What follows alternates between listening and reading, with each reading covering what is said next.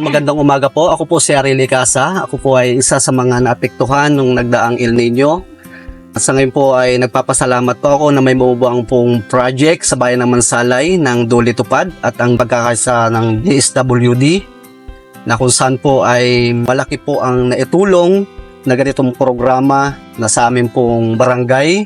Na sa ngayon po ay nagkaroon po ng ganitong Lawa Binhi Project na kami po ay nagtanim at yung magiging bunga ay makakatulong po at makakadagdag po sa amin pong pang-araw-araw na pangangailangan at yung iba pong magiging binta ay pandagdag po pang matrikula po ng aming mga anak. Dahil po sa binaba pong project ng Lawa Binhi Project ng Tupad ng DSWD at sa inisiatibo po nating butihing mayor, kami po ay taos pusong nagpapasalamat na nagkaroon po na ganito pong programa.